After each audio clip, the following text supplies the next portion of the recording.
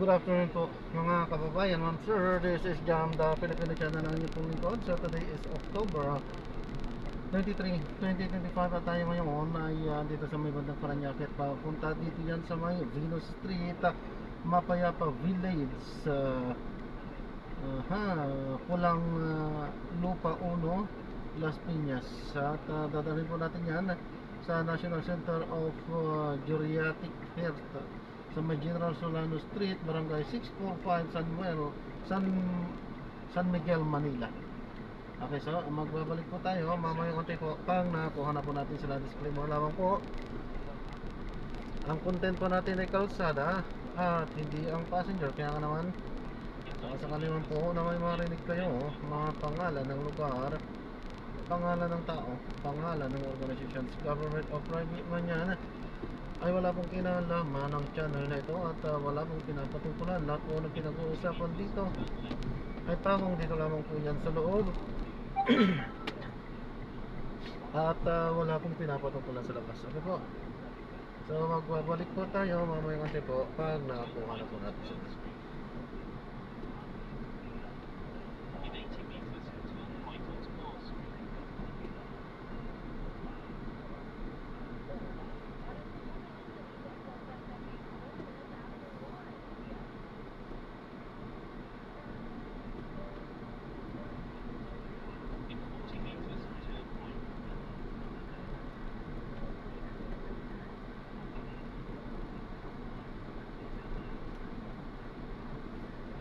Makinig tayo ng mga nagbabagong balita at mga talakayan habang tayo ay papunta doon sa ating pick-up area.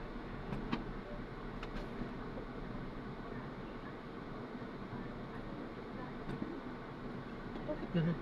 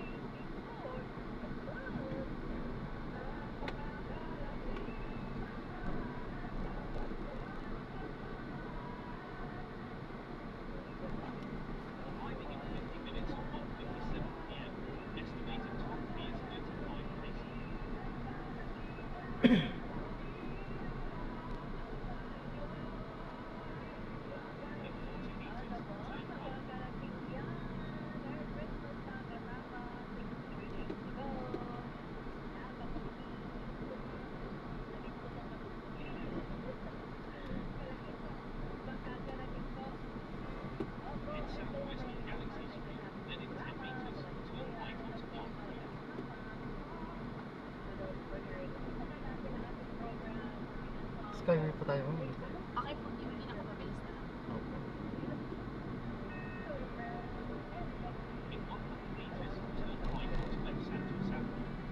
Madami pong pasahero ngayon. Madami pagka rush hour po kasi ano Traffic. Traffic. Kaso ang hirap bumiyahe. Ang hirap. Wala din ano. Kasi ipit ka sa traffic, wala na rin. Wala din makuha. Oo. Kahit anong galing mong mag-drive. Totoo yun. Wala magagawa doon kasi wala, traffic talaga eh. Lalo na itong ano, paundas. Grabe, traffic.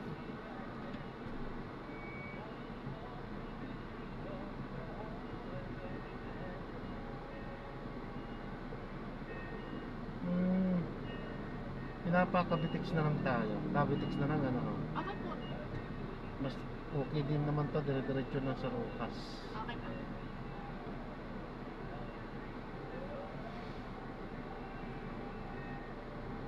Doktor po kayo, ma'am? Hindi po, nandun po yung dentist ko, yung tita ko po. Ah, Sana doktor.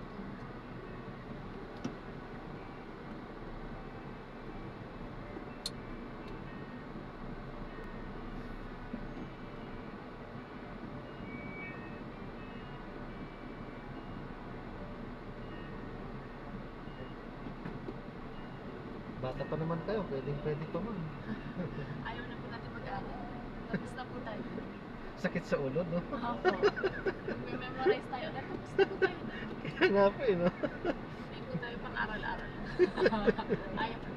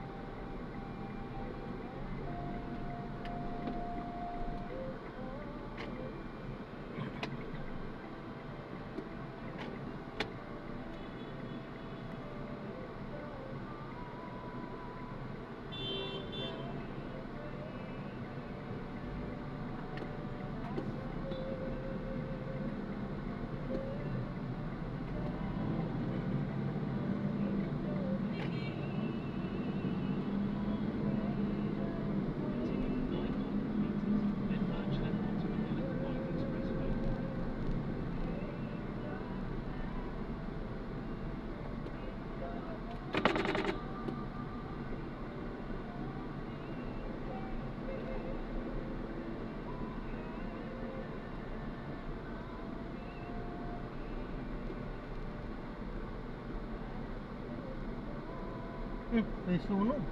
Ayaw nga. Kaya pala may bumbero. Kawawa naman. Dikit-dikit pa naman palang bahay dyan.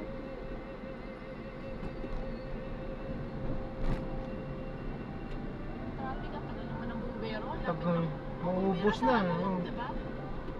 Maubos na. Bago. Saan ang bumbero? Sa Bamboo Organ, diba? Opo. Na-traffic din yata siya. Wala kaya naman po yun.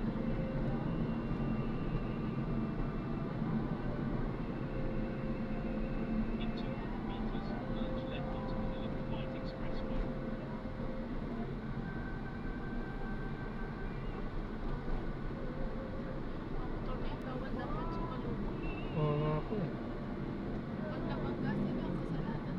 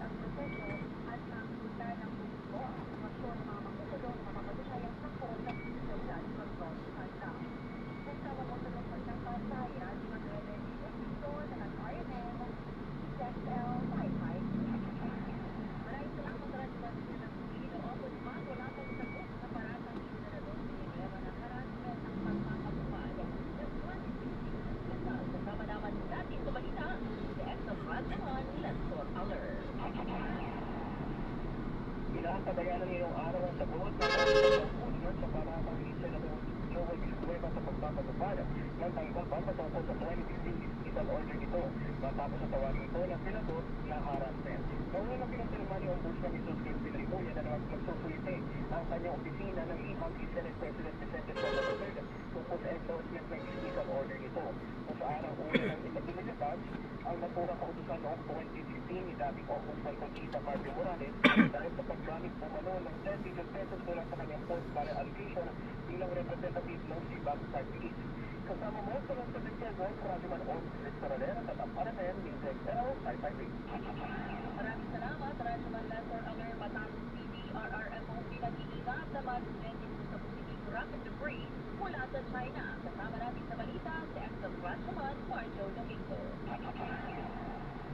Mga kasama ng sinasabi ang banahin sa Production Management Office sa mga residente na nalabunan sa PDRRMO rocket debris mula sa China na makakawalan sa pagitan ng alas 10 hanggang alas 11:45 mamayang gabi. Sa additional EDSA, magpapakawalan ng long march flight sa rental mission sa Hainan, China. Kaugnay ito kung hindi ang mga job tools na nasabing pagdagdag ng city ay nasa karagatan ng samsang Batanes. Dahil ito pinagsusulat ng EDSA mga komunista at paglalayag-dalo ng sinilang sa nasabing city. Bukod dito, pinalalahanan sa EDSA ang motibo na huwag kunin o hawakan ng mga nalaglag ng city dahil ito ay mayroong toxic standard. Nagkapanayan sa airport agad, Moon Force, Zero Safety and Aquatic Resources, Department of Interior and Local Government, Department of Environment and Natural Resources, at lokal na otoridad sa ating makakita ng mga na ito. Kasama mo sa pagkakaroon ng Radyoman ito ng kanila.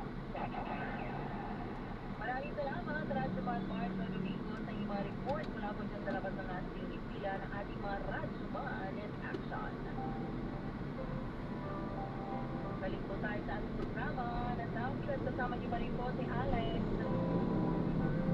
Dahil sa natin, makalitas po Sa pagsuko ng pagbalang opinion ng Trago, sasagot po tayo ng Radyo Patrol. Mahigit 8,000 pulis ng NCRPO ang i-deploy sa darating na undas. Narito ang balitang kumpirmado, sigurado mula sa Camp Bagong Diwa at si Radyo Patrol, Camp Jet, Gonzales, Labugon. Magandang hapon.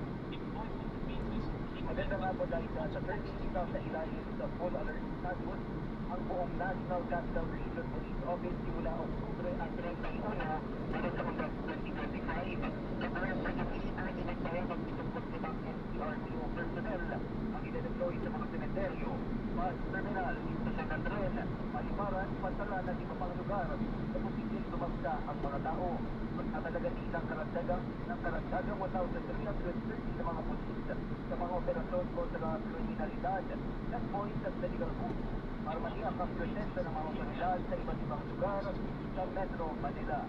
At yan ang balitang kumpirmado, sigurado. Ito ang Radyo Patrol. Gabriel Gonzales, ACMR. Maraming salamat, Gab. At ingat ka dyan sa Camp Bagong Diwa. God bless you. Sa ngayon,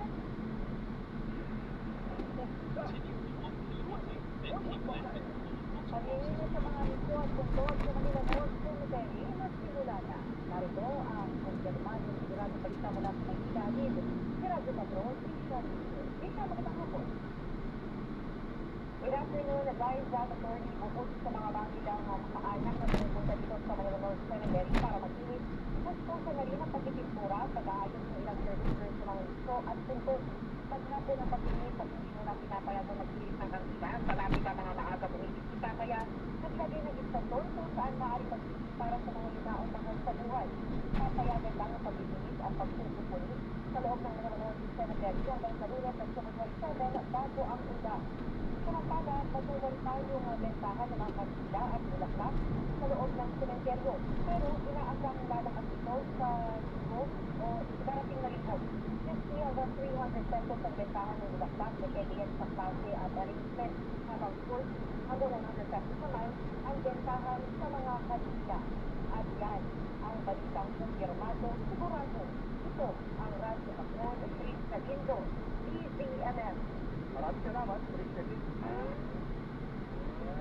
Patane, RRMO nagpabala sa banta ng pagbagsak ng rocket debris mula sa China. Narito ang balitang kumpirmado, sigurado at ni Radyo Patrol, Martin Pagyeto. Martin, magandang hapon.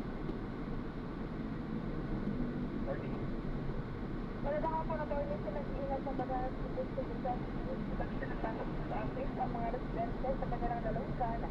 Hindi sa susunod pagbagsak ng rocket debris mula sa China. Mapayang gabi. Sa Yorubas sabi sa ng bata ng RRMO, bandang alas 10:22 hanggang alas 11:45 ng gabi. Inaasahan na magpapakagala ng Long March 5 ang West Station sa Hainan. Dalawang bagat sa Grand Zones ang natukoy ng mga pusad.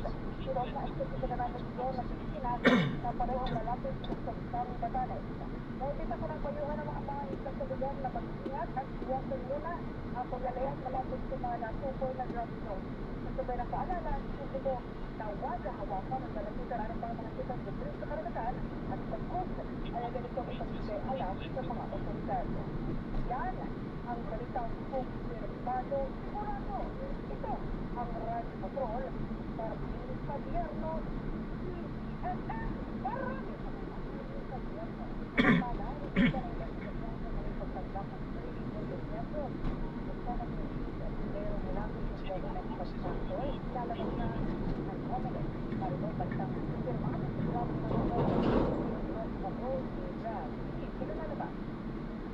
Laisa, maglalabas ng instruksyon sa Malinggo ang Political Finance and Defense Department of Defense ng COMELEC kung i-rekomenda ba sa COMELEC Constitution sa sampahan ng kasong kriminal si General Francis Cunero o hindi. Pinipalay sa pagsusulit kung hindi mo mapatutunayang kriminal ang pagtanggap ng Senator ng Compensation mula sa isang government contractor noong 2022 National National na pinagpapawan sa ilalim ng Office of Legislative Code Section 995. Ang COMELEC Chairman Ron Chavez Garcia, pagamat aminado ni Escudero na tumanggap ng 30 million pesos at aminado rin si Doris Luciano, Presidente ng Federal Risk Construction and Development Corporation na nagbigay siya ng donasyon at tatangayin siya ng donasyon kung ito ba ay international na donasyon at ginamit ang poder ng taong bayan. Kung matutunayan lumabas si Escudero at Luciano sa patakaran ng Compensation, maaaring nangarapin ang kasong kriminal bansa.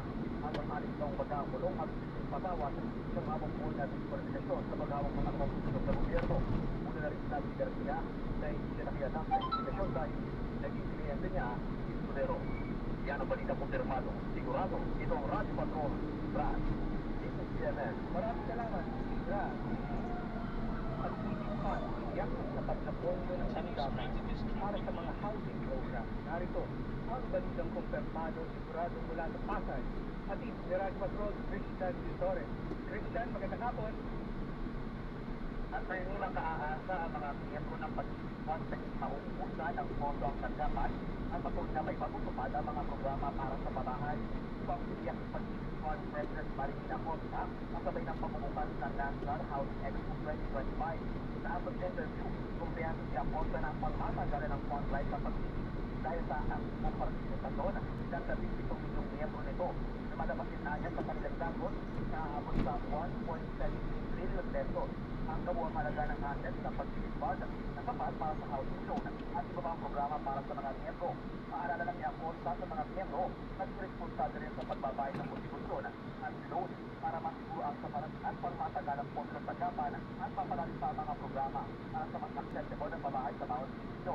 Sa dagong ng gobyerno ay 57,000 miyembro ang nakuha ng pag-ibig ngayong taon para makalipas sa bahay at mapaayos ang kanilang titirahan habang 75 milyon itong halaga ng kasyon at ay pamahali sa halos 30 milyong miyembro ngayong taon. At yan ang balitang kumpirmado. Sigurado, ito ang Radyo Patrol, Christian Visores, ECMS. Maraming salamat, Christian Visores, at natin po mga Radyo Patrol reporters.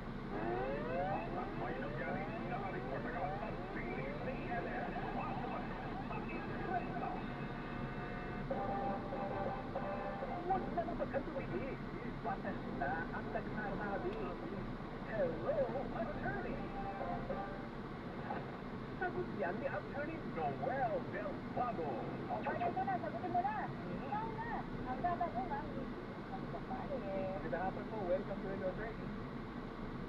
Good afternoon po, attorney. Go ahead po. Yes, tanong ko lang po kasi yung sometime in 1970s yung tatay ko po nakabili ng mga 20 hectares na lupa. Pero po yung actually deed po nila, hindi po notarized. Firmado po nung nagbenta, firmado po ng tatay ko, pero hindi po notarized. Tapos, hindi po kasi dito natin contact declaration lang po yung pinangahawakan. So, gusto ko na po i-ayos sana. Nalaman ko po na in 1950s, na-ibenta na yung kalahati ngayon yung nagbenta sa tatay ko. Tapos, yung una po ng 1950s po, yung actually dito sa nakabili at saka nang magbenta sa tatay ko, kaya notariado. Kaya ang ito, okay, kasi namin namin siya. Yung unang-una pong prinsipyo sa batas po natin, ang kontrata po ay legally binding po sa mga parties po. Kahit hindi po yan notaryado. Pero kasi, pag pinag-usapan po natin ang lupa, dyan po nagkakatalo kapag notaryado din. So dito po, yung naunang bentahan yung 1950 na notaryado, ibig sabihin, at yung sinasabi po ninyo, kalahati yung akala nyo nagbili ng inyong tatay ng 1970 ay na-inventa na pala yung 1950. Tama po ba? Ipagkaintindi ko? Ibig sabihin po, ang na-inventa sa inyong tatay ay yung natitirang kalahati. Hindi na niya proceeding upward ng 1970, yung kalahati na inventa ng 1950. So doon po muna tayo. Dito po, hindi notaryado, bentahan, binenta sa tatay mo, binabili ng tatay mo. So ngayon, ang legal po na illegal, pakita nyo yan sa air. Yung nagbenta at kayo sa mga air. Kasi yung sabi nga natin, binding yan sa mga between the parties. Ibig sabihin po, yung karapatan ng tatay nyo na na-acquire niya ng 1970, bagamat hindi yung notaryado, ay naipasa niya yung magkakapatid. Ganon din, yung obligasyon yung nagbenta sa tatay niyo ay namana rin yung kanyang mga heir. Pero ito po ang komplikasyon dahil dito kayo nakapag panotaryo at sabi niyo pareho yung naman titulado kahit 1950 na 50% na binenta sa pitong 1970 na 50% na binenta sa dati hindi titulado. So right lang po ang na-acquire dito. Ngayon, ang komplikasyon po is halimbawa po, meron pong nakapag-acquire. So, kailangan natin alam kasi kung yan ay titulado, madali natin ma-verify. Ibig sabihin, yung pupuntahan lang natin, registered or land authority, makikita natin, may nakabili na ba ayon sa official legal custodian ng lahat ng pasakong Pilipinas. May nakabili. Dito po kasi, wala pang titulo, so wala pang maitatatak doon na may bentahan o kaya maitatatak na address. Dito po, ang kailangan ninyo gawin ay simulan yung proseso ng pagpapatitulo. At paano nyo po yung nasisimulan? Kailangan na yung mga heirs nito, seller, yung tatay, ay kausapin po ninyo para ipatupad yung unang katuluan sa pagitan ng mga magulang. At dito po, nagkakaroon ng problema kasi sasabihin nila, naku, siyempre, kayo po mag-iisip ang bentahan dapat ay 1970 na presyo kasi mas mura ba, di ba? Sila naman, kung ngayon tayo mag-execute, lugi naman kami kung 1970 ang presyo. Pero tandaan po natin kasi sa bentahan, kagaya ng ibang kontrata, dapat po parehong partido ang mag-a-agree. Kasi po, kung hindi kayo mag-a-agree, magkakasuhan pa po kayo sa dadalhin niyo tayo sa korte at yung korte ang mag-desisyon. Hindi pwedeng 1970 rate, hindi rin pwedeng 2025 rate. So, kumbaga, yung korte, hahanapin kung ano yung pinaka-antay o patas para sa magsabi ng partido. At siya, pareho kayo pumalya na gawin ang lahat ng legal na requirement para sana mag-issue yung nararapat na sa inyo batay sa bentahan ng lupa. Kasi isa pa pong problema natin dito, Percy, meron na po ba naka-occupy sa lupa yan? Kasi meron din po tayong tinatawag na acquisitive restriction. Ibig sabihin, kung meron ng pumatayo dyan na umaasang may-ari ng lupa, pinapakmuran niya, pinatatakan niya ng private property o dahil ganito, yan ay kumbaga baka nawala na po rin dahil mahigit 30 taon. Ngayon po yung acquisitive restriction nasa 20 years na lang po. So kailangan po natin na lang meron na po ba yung apply dyan ng titulo. Okay po? Okay. Isa pa po, tanong ko, kung halimbawa po at amin na po naman po yung bills nung nagbenta kay tatay na okay na wala na kaming babayaran, no? Kailangan pa po ba namin magkaroon ng absolute dito sale? Yes, kailangan po dito para hindi pinagawa ng inyong mga magulang, kumbaga matuto na po tayo doon. Kailangan po yan kasi ano bang karapatan na may dito sa inyo, dapat lang yun. Kasi tatanungin yun, nakapag-extrajudicial settlement by years dito sa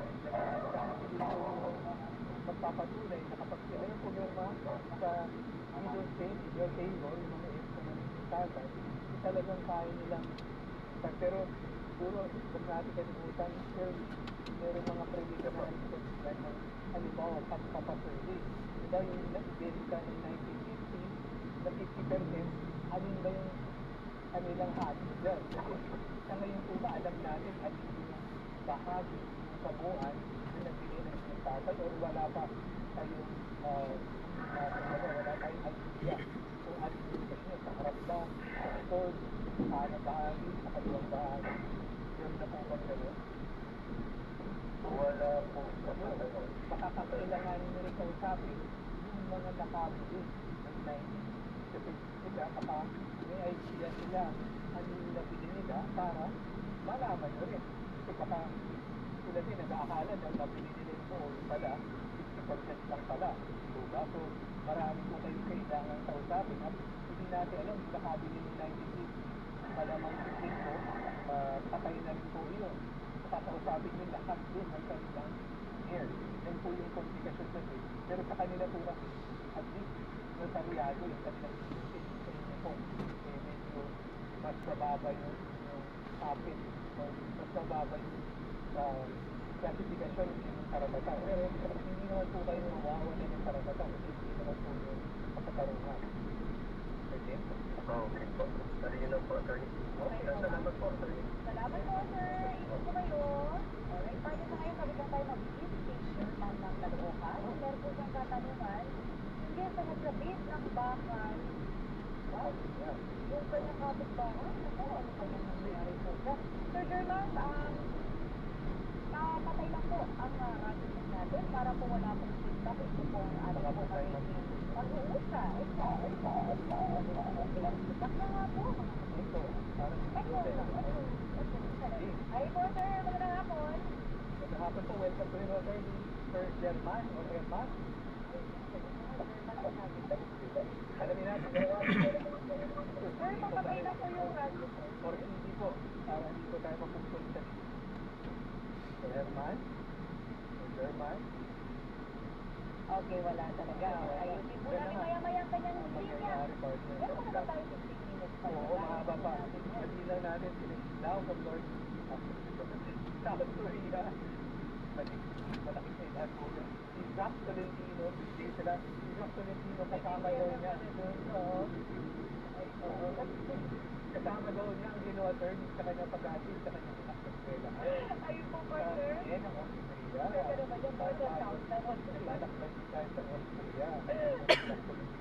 Italy na ko nagkakalaman. Ayun na nila. Magandang hapon po sa inyo lahat. Ako partner pa ngayon. Okay. Diba? Ay, kailangan po na natin magbigay daan sa ibang mga paalala. Kahit saan lang po kayo nakatira. North, south po yan. West and east. Tutok lang po kayo. Ang nasa North Caloocan. Bibigay dahil po namin sa ilang mga paalala. Sa ating pagbabalik, kasagutin po namin ng ilang mga post, yung mga kadaruhan. Kung saan bibigay, magbabalik ang hello. Hello, attorney. Sa DZMM. Basta AM, DZMM. Ubo ng anak, nakababahala, problema.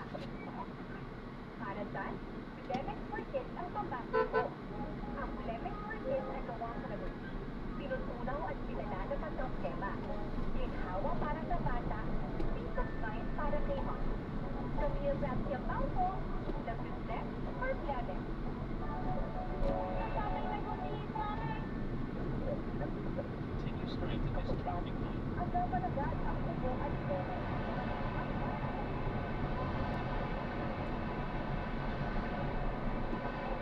Ay, kailangan natin magaling sa pag-budget. So, dapat natin sa pag-budget para alam namin yung update ng mga Continue straight to this traffic light. mga kailangan sa araw-araw. Hindi ang sa pag-budget sa idea na sa balita o nasa kapito. Kapag alas 2 na, oras na ng pagtulong ang kaagapay ng bawat pamilya. Kung kapos kayo sa budget at hindi makapagpakonsulta, nandito po si Doc Lenny. Aksyon ngayon na! Amin pong pupuntahan po on Wednesday morning po. Hello, narinig mo ba yun? Pupuntahan na daw po yun. Ako na pinagsigaw ko, pero ako Doc Lenny. Lunes hanggang Biyernes, sa DZMM Radyo Patrol, Expressa ang DZMM Teleradyo. May tutupon, may paglilingkod, may kakamga sa bawat laban ng buhay. At itong DZMM Public Service Team ang naghahatid ng serbisyong sigurado araw-araw. Ang helikoptero at Dr. Attorney Noel Belprado at Liza Aquino at Charles Api Perez. Lunes hanggang Biyernes mula alauna hanggang alas 4 ng hapon. Ang DZMM Radio Control sa Isipera at DZMM Radio. Basta AM, DZMM. Malinaw na ang lahat sa pinagsamang Attorney Noel Belprado at Liza Aquino sa Hello, Attorney. Continue straight into those traffic lights. At babalik po kami attorney sa linya na natin. Rosa Lisa ng Biliran, yung pinagsimabot ko kahapon. magandang hapon po, Ma'am Rosalita. Welcome to Hello Sir. Magandang hapon po. Go ahead po sa inyong katanungan. Oo. Hello. Opo, go ahead po. Magandang hapon po, Atty. Meron po ako, yung itatanong sa inyo. Kasi may napili po akong lupa sa Santa Maria, Bulacan. Okay. Mga, bayaran ko po sa 1990. Okay. Ngayon, pagkabayan ko ho, hinihingi ko yung titulo doon sa may-ari. Sabi niya, balikan ko na raw. Ay, malayo man ako dito ko sa Biliran. Ngayon, tapos, nung hindi po ako nandito ko lang, ay binigay ko sa akin absolute date. Okay, din po. Pwede din po ito, absolute date. Opo. Tapos po, In 40 meters, nung, turn right into the traffic light. bumalik uli ako ng after nila, bumalik po ako ng Maynila para ano ko yung lupa. Ngayon po nalaman po namin sa video ko na yun daw lupa yun nakasala sa bangko. Ngayon po, kinuha po, kinupot po noong matandang abogado rin po ang nagtubos. Tapos namatay na yung matanda, sabi noong matanda sa mga anak, ibalik ko sa mga nakabili. Hindi naman po sinabi sa amin ng mga anak, kundi noong pinatigilan ko sa Manolo Arcosi, sa kapatid ko, na-transfer doon sa pangalan ng anak sa yung mother cited. Okay. Tapos ngayon naman po, dinagkas po kami. Nagano po kami sa kampo kasi sabi ko noong ikasal, namatay na daw ang may-ari. Sano na daw po kami sa kampo. Oo. Malabo po yun. Nanay Rosalita, yun po sinasabi ninyo, 1990 kayo nagbayad. Tapos yung populated after 1990, kailan po yun? Siguro po yun, mga March. So same year lang. Oo. Okay, so 1990. So, hindi ko po maintindihan kung meron kayong notarized Continue straight in this traffic paano light. kayo matatalo? Kasi mahirap po ito eh. Sabi niyo, may desisyon na galing sa korte. Ako, may desisyon na po yung korte dito sa Santa Maria, Bulacan. At hindi ko maintindihan bakit fiskal ang nagsasabi sa ito. Kasi karaniwan po, kapag lupa ang pinag-uusapan, ano po ba yung naipahal na kaso? Ito po ay civil case o criminal case? Civil case po. Okay, civil case para sa recovery. Oo. So, hindi ko po, kasi hindi po dahilan na namatay na yung nagbenta sa inyo, matatalo na kayo. Ang usapin po, kapag pinag-usapan po dito yung lupa, yung patunay na talagang meron kayong karapatan. At kagaya nito, meron naman kayong notarized state. Sabihin, nasa public document. In fact, by presumption of regularity, pwede nang diretso sa korte. Ang hula ko po dito na ng Rosalinda, baka po, kasi in any civil case po, ang burden of proof na kailangan natin ilahin sa korte, tinatawag po natin preponderance of evidence. Sabihin, mayroong ebidensya kayo na nag-claim kayo complainant o plaintiff at may ebidensya rin yung kabila. Yan po, tinitimbang ng korte.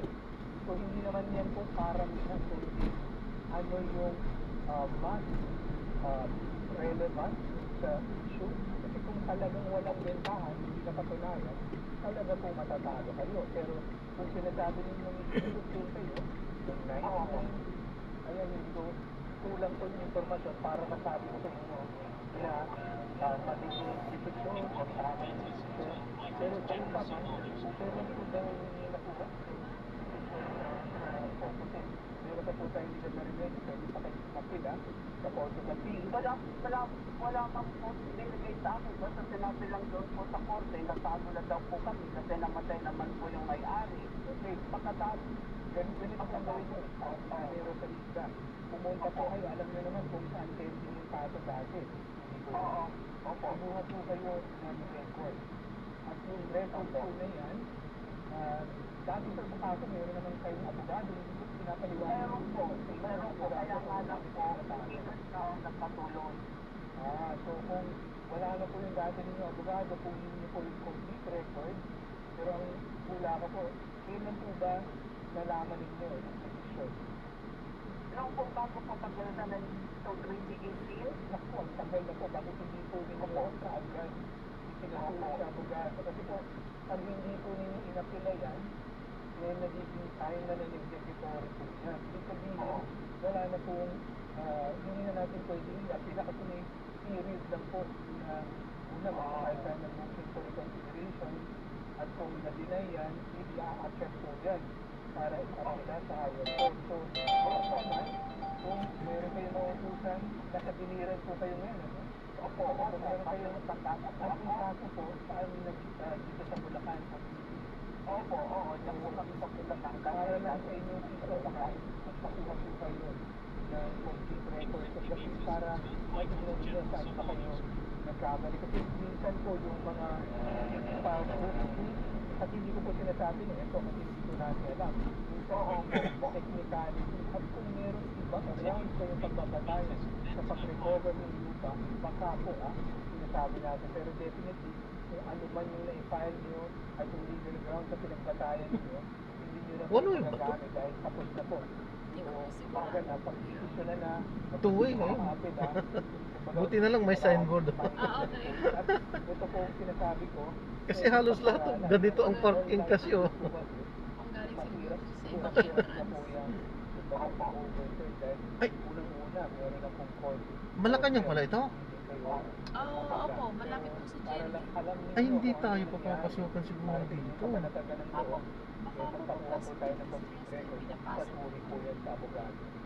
Opo, opo. At saka, yun ang inano ko po, ibinenta noong may-ari doon sa katabi kong lote. Okay. Pinahulog-hulugan. Okay. Kasi po yan, halimbawa kung sinista niya at walang naka-indicate yung sa titulo na meron kayong adverse claim o nag-aabot na tayo. Sir, drop lang po. Good morning po. Ano man. Thank you. Thank you po. Tapos, third certificate is ang pinaka-higit. Buti naman. Siya naman po ay Ito natin sa maraming salamat po sa panonood. Hanggang sa muli po. Ingat at God bless. Paalam po muna. Pasamantala tayo gagawa na ng ibang video sa ating susunod na misyon. Paalam po. Or naliit na message para sa'yo.